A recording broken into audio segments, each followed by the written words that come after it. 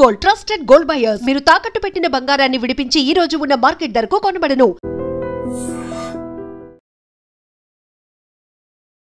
నమస్తే, welcome to I dream talking point with కవిత.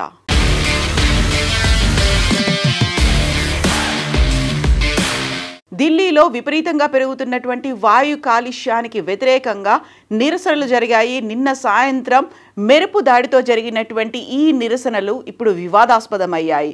పేరుకేమో ఢిల్లీ వాయు కాలుష్యాన్ని నియంత్రించడంలో విఫలమయ్యారు, మాకు స్వచ్ఛమైనటువంటి గాలి కావాలి, పొల్యూషన్ని తగ్గించే చర్యలు తీసుకోండి అంటూ ఇండియా గేట్ దగ్గర నిరసనలకు దిగినప్పటికి కూడా వారి చేతిలో పట్టుకున్నటువంటి ప్లకార్డులు వారు అర్బన్ నక్సల్స్ అని, లేకుంటే నక్సలిజానికి సరికొత్త రూపంగా వాళ్ళు ఉన్నారు అంటూ పోలీసులు అయితే వారిని అరెస్ట్ చేశారు. అందులో ప్రధానంగా ఇటీవలే ఎన్కౌంటర్లో మరణించినటువంటి మావోయిస్ట్ కేంద్ర కమిటీ సభ్యుడు హిడ్మా మరణానికి హిడ్మా అమర్ రహే అంటూ నినాదాలకు తోడుగా from Birsa Munda to Madhvi Hidma the struggle for our forest and environments will go on అంటూ చేసినటువంటి ఈ నినాదాలే ఇప్పుడు వివాదాస్పదమయ్యాయి. అందులోనూ ప్రధానంగా బిర్సా ముండాతో పాటుగా హిడ్మా ఇలాంటి వారి వల్లే మనకి నగరాలకి వాయు కాలుష్యం అనేది తగ్గుతోంది. ఒకసారి ఛత్తీస్గఢ్ని చూడండి, ఛత్తీస్గఢ్లో ఎంత స్వచ్ఛమైనటువంటి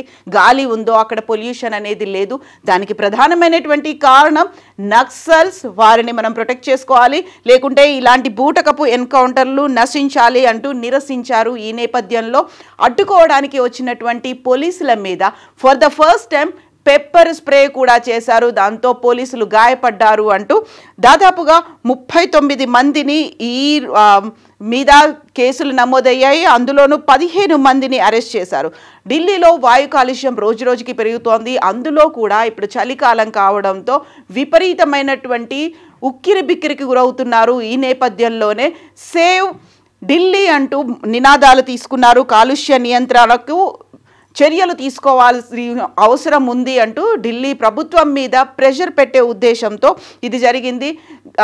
నవంబర్ 9న కూడా ఒకసారి ప్రొటెస్ట్ చేశారు. బట్ నిన్న సాయంత్రం జరిగినటువంటి ఈ ప్రొటెస్టులు మాత్రం వివాదాస్పదమయ్యాయి, ఉద్రిక్తతలకు కూడా దారితీశాయి. ఈ నేపథ్యంలోనే అక్కడికి పోలీసులు చేరుకున్నారు. నిరసనకారులను అక్కడి నుంచి తరిమి వేసేందుకు, చెదరగొట్టేందుకు ప్రయత్నాలు చేశారు. ఈ నేపథ్యంలోనే నిరసనకారులు పోలీసుల మధ్య వాగ్వాదం కూడా జరిగింది.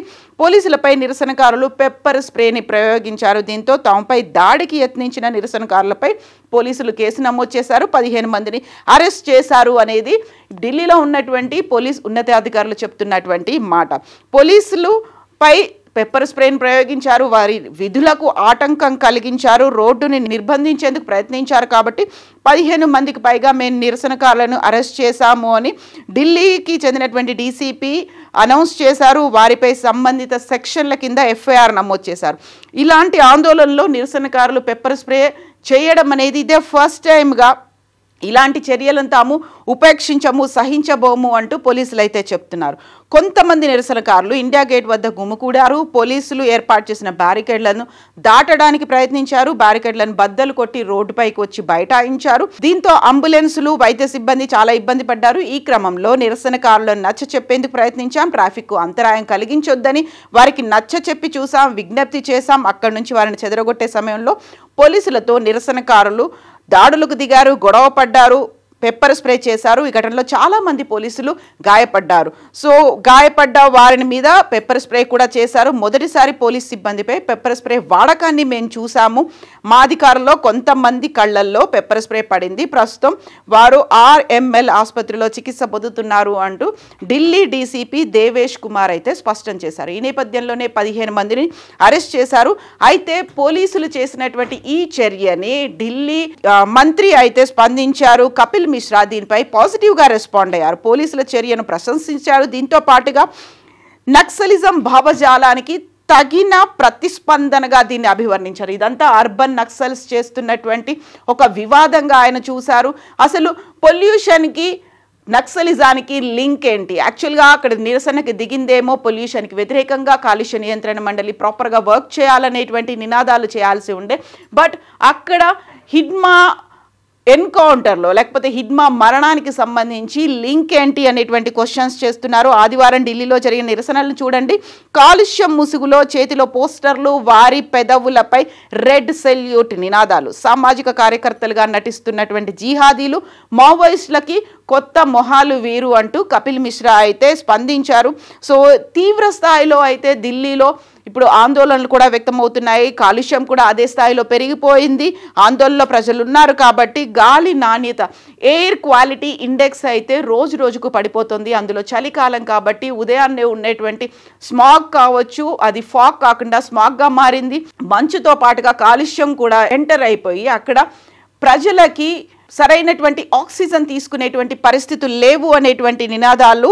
ఈ నేపథ్యంలో ముఖ్యంగా గుండె, ఆస్తమా, ఊపిరితిత్తు సంబంధిత రోగులు, చిన్నారులు, వృద్ధులకి విపరీతమైనటువంటి ఎఫెక్ట్ పడుతోంది అనేటువంటి నినాదం కూడా ఉంది.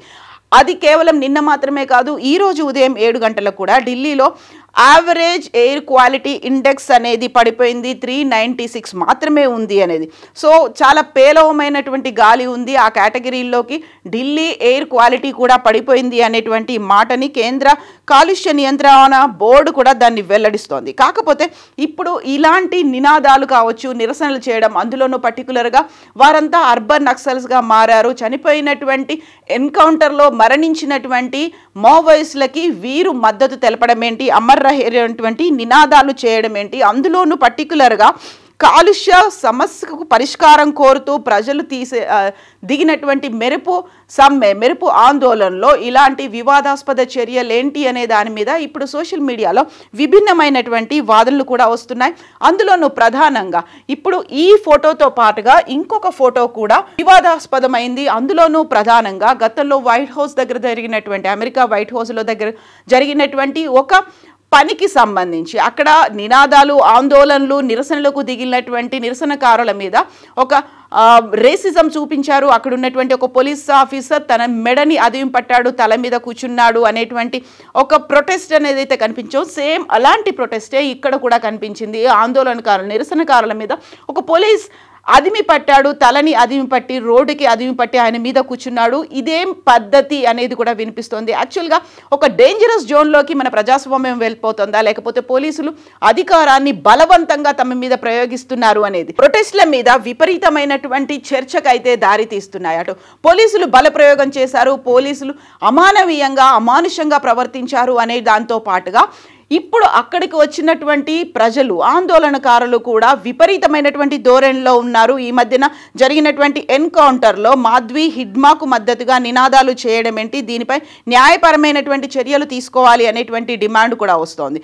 సో ఈ నేపథ్యంలోనే అక్కడ బ్యారికేడ్లను ధ్వంసం చేసి తమ వెంట తెచ్చుకున్నటువంటి పెప్పర్ స్ప్రేని కళ్ళల్లో కొట్టడం ఏంటి అనేటువంటి మాటలు కూడా వినిపిస్తున్నాయి. గాయపడినటువంటి పోలీసు అధికారులకైతే, అక్కడ ఉన్నటువంటి పోలీసులకైతే ఇప్పుడు చికిత్స అయితే కొనసాగుతోంది. బట్ సో అక్కడ ఎయిర్ క్వాలిటీ అనేది పడిపోయింది కాబట్టి హైబ్రిడ్ విధానంలోనే పాఠశాలలు నడవాల్సినటువంటి అవసరం ఉంది అనేటువంటి ఆందోళన కూడా వ్యక్తమవుతోంది.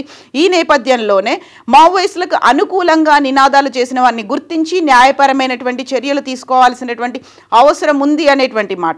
సో భద్రతా బలగాల మీద 26కు పైగా దాడులు చేసినటువంటి ప్రధాన సూత్రధారి హిడ్మా మరణిస్తే, అందులో 2010లో 73 మంది సిఆర్పిఎఫ్ జవాన్లు చనిపోయారు. దంతేవాడ దాడి జరిగింది. కాంగ్రెస్ నేతలు సహా 27 మంది ప్రాణాలు కోల్పోయినటువంటి జిరామ్ ఘాటి మెరుపు దాడి, 22 మంది భద్రతా సిబ్బంది అమరులైనటువంటి 2012 సుక్మా, బీజాపూర్ ల్యాండ్మైన్ వంటి వాటికి సూత్రధారి, ప్రధానంగా దాని వెనకాల వ్యూహరచన చేసినటువంటి హిడ్మా. ఇంతమంది ఉన్నతాధికారులు, సిఆర్పిఎఫ్ జవాన్లు మరణానికి కారణమైనటువంటి హిడ్మాని ఒక హీరోగా ఎలా పోలుస్తున్నారు? ఒకవేళ ఛత్తీస్గఢ్లో కనుక అక్కడ ఎయిర్ క్వాలిటీ ఉంది అనుకుంటే అక్కడ ఉన్నటువంటి అడవులు కావచ్చు, అక్కడ ఉన్నటువంటి పచ్చదనం ఆ సంరక్షణ చేయడం వల్లే జరిగింది కదా, దానికి హిడ్మాకి సంబంధం ఏంటి అన్నప్పుడు అక్కడున్నటువంటి ఆందోళనకారులు కూడా చెప్తున్నటువంటి మాట, హిడ్మా వల్లే అడవులు ప్రొటెక్షన్ అనేది జరిగింది, అడవులు సంరక్షించబడ్డాయి కాబట్టి ఛత్తీస్గఢ్లో స్వచ్ఛమైనటువంటి గాలి ఉంది, ప్యూర్ నేచర్ ఉంది అనేటువంటి మాట కూడా వినిపిస్తోంది. బట్ ఇక్కడ ఢిల్లీలో తీసుకోవాల్సినటువంటి ప్రాపర్గా చర్యలు తీసుకోకపోవడం వల్లే ఇలాంటిది పరిస్థితులు తలెత్తుతున్నాయి, స్వచ్ఛమైన గాలి తీసుకోలేక ఊపిరాడని పరిస్థితులు వస్తున్నాయి, దాని మీద కదా ఫోకస్ పెట్టాల్సింది అనేటువంటి వాదనలు కూడా వినిపిస్తున్నాయి. సో ఇప్పుడు మనం చూసినటువంటి ఈ 2 ఫోటోలకి సంబంధించి భిన్నమైనటువంటి కోణాలు, విభిన్నమైనటువంటి అభిప్రాయాలు వ్యక్తమవుతున్నాయి. మీరేమనుకుంటున్నారో కామెంట్స్ రూపంలో తెలియజేయండి. And for more videos, Please subscribe to iDream. Please subscribe to iDream. Please subscribe iDream. And please subscribe to iDream. For more videos, subscribe to iDream. Please like, share and subscribe to the channel. Congratulations, iDream. Subscribe to iDream. Subscribe to iDream. so subscribe to iDream Media. iDream team andarki huge congratulations. Please subscribe iDream Media. Please subscribe to iDream. Subscribe iDream. Please subscribe to iDream. iDream అంటే నా కళల ఛానల్ను subscribe చేసుకున్న నోరు తిరుగుతలేదు, మీరైతే గంట గుర్తు కొట్టండి. For more such videos, please subscribe to iDream.